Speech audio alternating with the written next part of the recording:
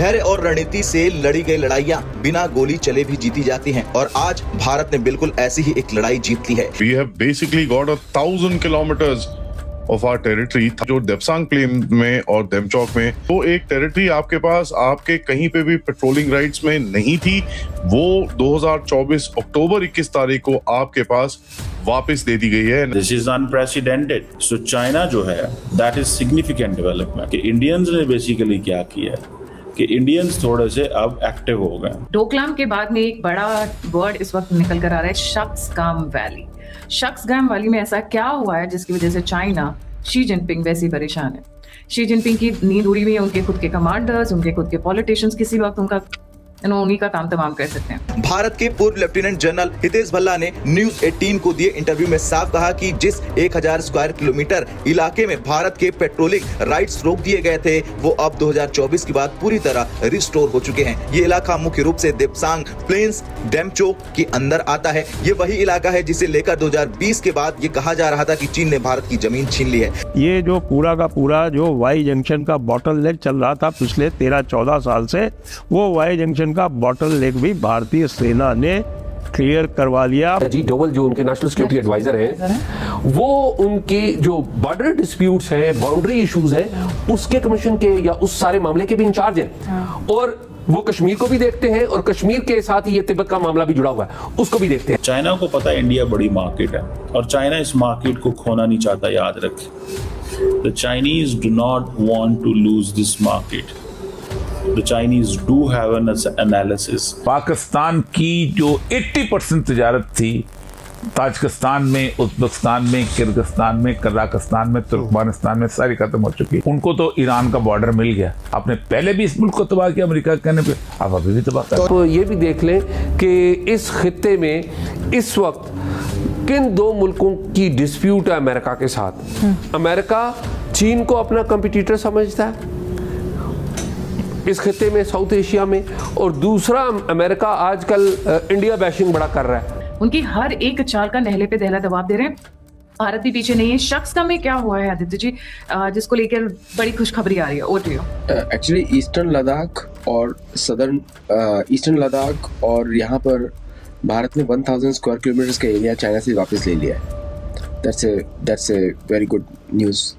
और शक्सगाम पे भारत ने ऑलरेडी प्रेस कॉन्फ्रेंस में चाइनीज सीपैक को इलीगल घोषित कर दिया है, वो it crosses through Indian territory. Military के ऊपर वो कहीं ना कहीं डी एस्केलेशन चाह रहा है, पेपर के ऊपर वो कहीं ना कहीं एस्केलेशन चाह रहा है। इसका चक्कर क्या है ना, होता क्या है? उसके बाद क्या हुआ?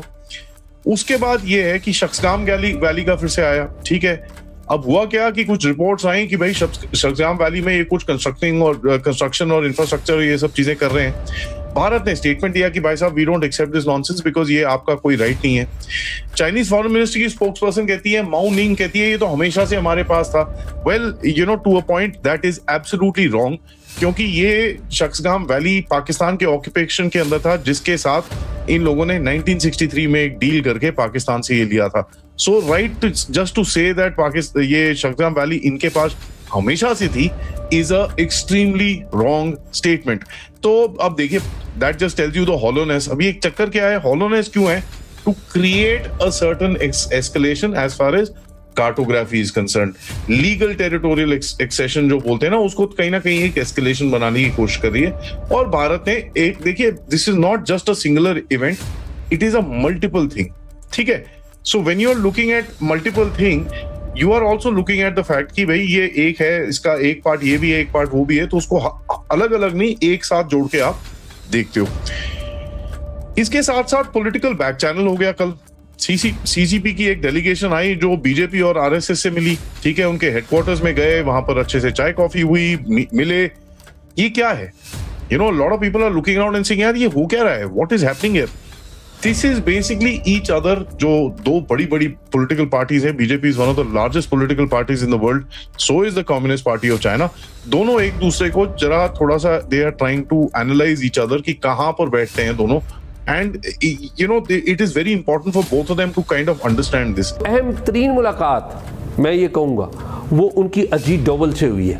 और अजीत डोवल से किस मौजू के ऊपर मुलाकात हुई है? आप याद रखिए कि अजीत डोवल जो उनके नेशनल सिक्योरिटी एडवाइज़र हैं, वो उनके जो बॉर्डर डिस्प्यूट्स हैं, बाउंड्री इश्यूज़ हैं, उसके कमीशन के या उस सारे मामले के भी इंचार्ज हैं। और वो कश्मीर को भी देखते हैं और कश्मीर के साथ ही ये तिब्बत का मामला भी जुड़ा हुआ है, उसको भी देखते हैं। तो ये बड़ी अनयूजुअल मुलाकात हुई। और आप तो दो बंदे तो नेचुरल एलाय बन गए आपके, यानी कि चीन और हिंदुस्तान तो नेचुरल एलाय बन गए आपके। और अब हिंदुस्तान की ख्वाहिश क्या होगी कि जिस तरह American president Donald Trump tweet कर रहे हैं उनके बारे में, हिंदुस्तान के बारे में, या हिंदुस्तान के प्राइम मिनिस्टर नरेंद्र मोदी का नाम लेके वो ट्वीट कर रहे हैं या उन्हें एम्बैरस करने की कोशिश कर रहे हैं, तो इनकी ख्वाहिश क्या होगी? इनकी ख्वाहिश होगी कि साउथ एशिया में अगर हम चीन के साथ मिल जाएं तो अमली तौर पे अमेरिका का जो इन्फ्लुएंस है साउथ एशिया में वो ख़त्म कर देंगे, कम कर सकते हैं खत्म। लेकिन एजाज ये नुक्ता है ना, क्या ये सिर्फ एक मौसमी इत्तेहाद है? क्या ये सिर्फ अमेरिका को दिखाने के लिए थोड़ी कुर्बतें हैं, या फिर आपको लगता है कि लॉन्ग टर्म इफेक्ट ले सकती हैं? देखिए अलीना, एक बात तो वाजे है कि जो नेचुरल अलायंस है ना साउथ एशिया में, वो नेचुरल अलायंस पाकिस्तान, हिंदुस्तान, चीन, ईरान और अफगानिस्तान का ये नेचुरल अलायंस है। इस खित्ते में रहते हैं मुल्क, ये आपस में ये आप बहुत बड़ी बात कर रहे हैं कि नेचुरल अलायंस है, क्योंकि हमने बिल्कुल जो हालात वाक़यात रहे अभी तक इससे ऑपोजिट रहे हैं सर। नहीं, मैं ये कह रहा हूँ कि नेचुरल अलायंस है इनका।